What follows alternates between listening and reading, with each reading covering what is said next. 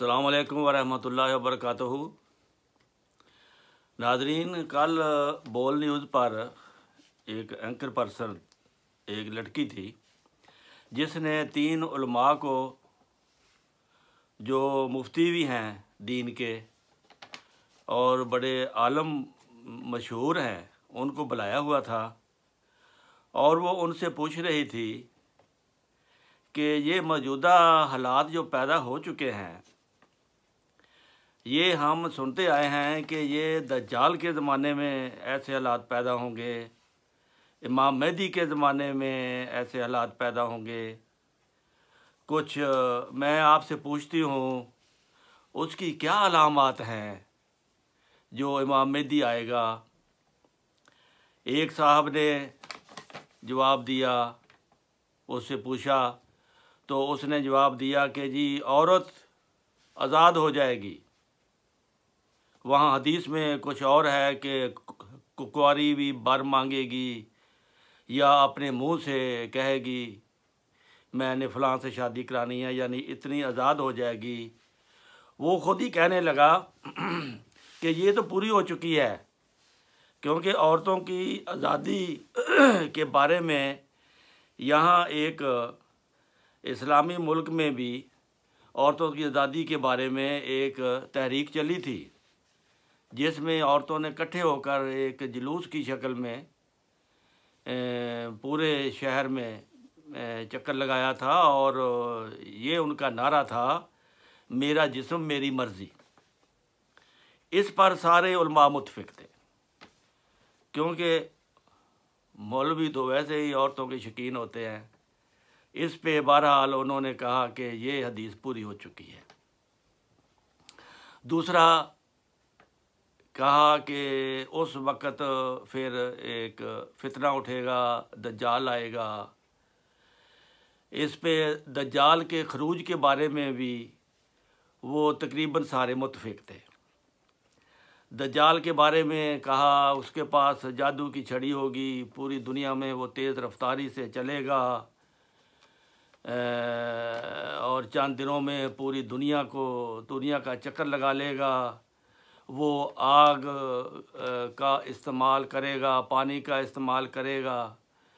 एक तरफ आग होगी, एक तरफ पानी होगा। जो उसकी बात मानेगा उसको वो सहूलतें देगा, पैसे देगा, दाने देगा, पानी देगा। दूसरी तरफ जो उसकी बात नहीं मानेगा उसको वो आग में डाल देगा। ये सब इख्तियारात उसके पास होंगे और वो तेज़ी से दुनिया में सफ़र करेगा। इस पे ये सारी अलामतें तो यूरोप और अमेरिका पर पूरी हो रही हैं।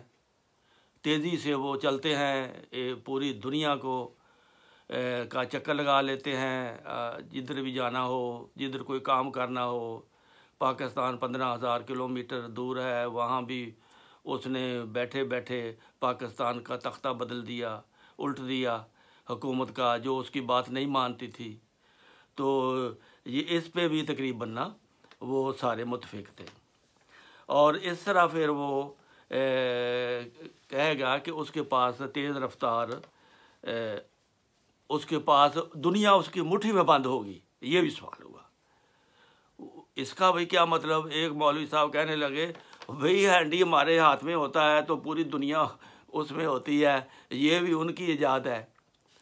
तो ये बहुत अच्छी उसने, मैं समझता हूँ कि जो टेक्नोलॉजी को तस्लीम किया है, यूरोप अमेरिका की टेक्नोलॉजी को, कि उसने पूरी दुनिया को एक डब्बी में बंद कर दिया है। हम यहाँ बैठे बैठे कहीं से भी वो ख़बरें हासिल कर लेते हैं। लेकिन अफसोस का मकाम इस वक्त आता है कि जब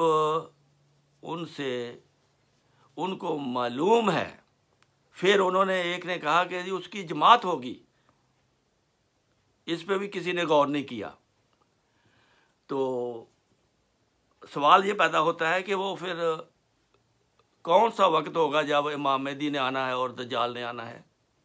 इस बदतरीन जो तहजीब की एक फिर एंकर पर्सन ने कहा कि वो मैंने सुना है कि हो सकता है वो एक बंदा ना हो, वो एक तहजीब का नाम हो।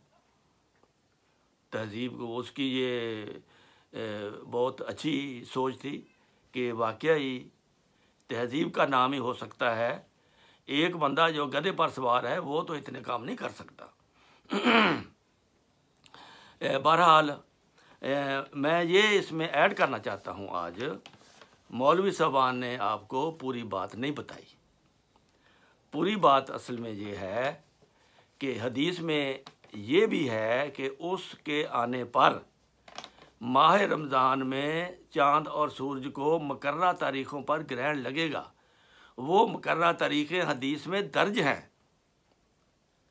और ग्रहण आसमान की गवाही, सूरज की गवाही या चाँद की गवाही ये कोई कम गवाही नहीं है। दुनिया में भी 2 गवाह चाहिए होते हैं, 2 मर्द या 2 औरतें और 1 मर्द, इस तरह का ये दुनिया की अदालतों का निज़ाम है कि और लेकर वो जो खुदा का बंदा आना था उसके लिए 1400 साल 1500 साल पहले ही ये बता दिया गया है कि उसकी गवाही चाँद और सूरज देंगे। अब जब उसकी चाँद और सूरज की गवाही उसके बारे में आ जाती है तो फिर किसी और की गवाही की ज़रूरत नहीं रहती, क्योंकि ये किसी का अख्तियार नहीं है कि चाँद और सूरज को ग्रहण लगा दें। कोई इतनी तरक्की याफ्ता दुनिया हो गई है, किसी में, किसी तहजीब में, किसी माशरे में, किसी शख्सियत में, किसी साइंसदान में ये ताकत नहीं है कि वो अपनी मर्ज़ी से ग्रहण लगा दे चाँद को और सूरज को, और उनकी मुकर्ररा तारीख़ों पर जो हदीस में दर्ज हैं। माह रमज़ान में 13वीं चाँद को और 27वीं सूरज को ग्रहण 1500 साल पहले ये लिखा हुआ है और ये पूरा हो चुका है। 1894 में ये ग्रहण लग चुका है, दुनिया में 2 दफ़ा लग चुका है, एक मशरकी दुनिया में 1 दफ़ा, मगरबी दुनिया में दूसरी दफ़ा। और उस वक़्त इमाम मेहदी का दावा भी था, मौजूद था। उसकी गवाही के लिए चाँद सूरज ने गवाही दी 1894 में, 1895 में या 96 में। तो दूसरी गवाही ज़मीन की गवाही, ज़मीन की गवाही हदीस में है कि जब इमाम मेहदी आएगा उस वक़्त ज़मीन में ताउन पड़ेगी, मरी पड़ेगी, लोग बहुत मरेंगे। ऐसा कीड़ा ज़मीन से निकलेगा जो उसके निशान के तौर पर होगा। तो वो भी हो चुका, 1 दफ़ा ताउन पड़ चुकी उसके निशान के तौर पर। और उस इमाम मेहदी का दावा था कि मेरी जमात के लोग इस ताउन से नहीं मरेंगे इल्ला माशाअल्लाह, कोई अपनी गलती से। लेकिन ऐसा नहीं हुआ, कोई भी नहीं। पक्का निशान, 100% निशान पूरा हुआ। जो उसके मानने वाले थे उसकी उस वक़्त की तारीख़ निकाल कर देख लो, अगर आपने इसकी स्टडी करनी है। उस वक़्त इमाम मेहदी को मानने वाले ताउन से नहीं फौत हुए। फिर दूसरी 100 साल के बाद मैं समझता हूँ अल्लाह ताला ने ये कोरोना भेजा। ये भी एक निशान, ये अहमदी मानते नहीं है, निशान है। लेकिन दुनिया को समझाने के लिए अल्लाह ताला ने ये एक किस्म का, कोरोना से बात शुरू हुई थी कि ये कोरोना क्या है, फिर इमाम मेहदी की तरफ बात चली गई। तो ये सारी चीज़ें जो हैं अब ये ढूंढना है कि ये निशान किसके हक़ में पूरे हुए हैं। भाई मुल्ला को, मुफ्तियान को इतनी तौफीक नहीं या उनका इल्म नहीं है उस वक़्त वहाँ तक गया कि जब दावा किया गया था चाँद और सूरज को ग्रहण लग गया था। जब दावा किया गया था उस वक़्त वो बीमारी जो ज़मीनी कीड़ा निकला था, तौन पड़ गई थी, जिसमें उसकी जमात के बंदों को अल्लाह ताला ने पहले से खबर दे दी थी कि मैं तेरे बंदों को बचाऊंगा जो तुझे मानते हैं। तो ये निशानियां 100% पूरी हो चुकी हैं। अब इसमें कोई गुंजाइश नहीं है। फिर एक और निशानी है कि वो जमात होगी। अब देखना यह कि दीनी जमातों में से जमात कौन सी है। जमात इस्लामी भी कहेगी कि हम जमात इस्लामी हैं, लेकिन वो तो सियासी जमात इस्लामी है, मजहबी नहीं है। मजहबी जमात इस्लामी कोई दिखाओ जो अपने आप को जमात कहती हो, जिसका अपना खलीफा हो। दुनिया में कोई नहीं है, सिर्फ एक है। अब देखना ये है कि वो क्या काम करता है। रसूल करीम सल्लल्लाहु अलैहि वसल्लम से पूछा गया था कि उस इमाम महदी की क्या निशानी होगी, हजूर हमें हमारी रहनुमाई करें। आपने फरमाया था माना अलैहि व असहाबी, जो मेरी हालत है, मेरे सहाबा की हालत है, जिस हालत पे मैं हूँ उसी हालत पे मेरे साहबी मेरा वो इमाम महदी होगा, वो मेरा रूहानी बेटा होगा, वो मेरा काम करेगा, मेरा काम करेगा, उसका काम नहीं होगा, वो मेरा काम करेगा। तो फिर क्या हुआ, आपके साथ क्या हुआ?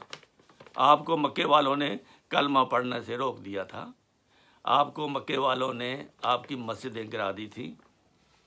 हज़रत अबू बकर ने अपने घर में मस्जिद बनाई थी, वो उन्होंने गिरा दी थी, और आपको मक्के से निकाल दिया था।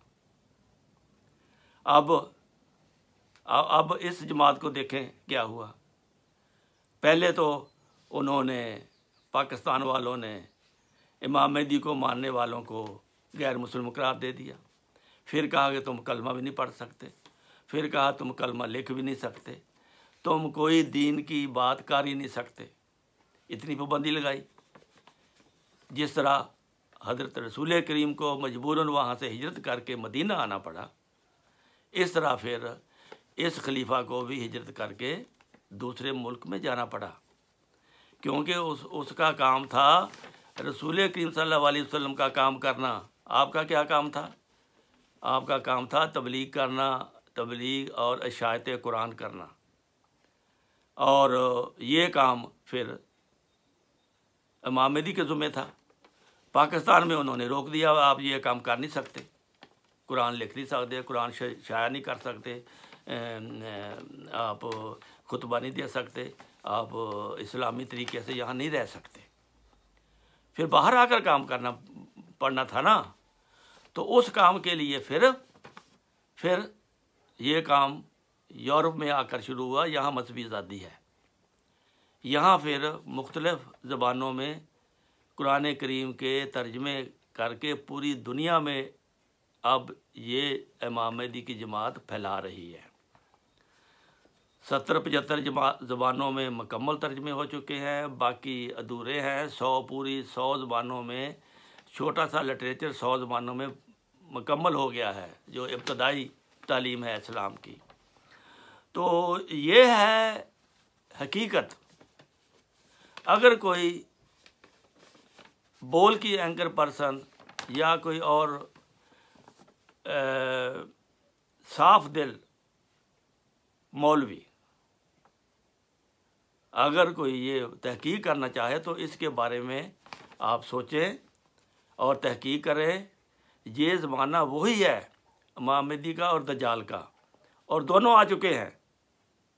अब ढूंढना आपने है अपनी हिम्मत से। मैंने आपको पैगाम पहुंचा दिया है कि वो आ चुका है और दुनिया में उसका काम जो है जारी है। अल्लाह ताला फरमाता है अलैकल बलागो व अलैनल हिसाब, तुम्हारा काम पहुंचा देना है, मेरा काम हिसाब लेना है। अब जिसने हिसाब देने से जो खौफज़दा है वो तहकीक करे कि ज़माना गुज़र रहा है और वो वक्त आ गया है, सारी निशानियां पूरी हो गई हैं। अब इमाम महदी कहाँ है या इमाम महदी का खलीफा कहाँ है? चैनल को सब्सक्राइब करें, बहुत मेहरबानी होगी। और अपनी बाद की ज़िंदगी के बारे में भी गौर व फिक्र करें और सोचें। अस्सलामु अलैकुम व रहमतुल्लाहि व बरकातुहू।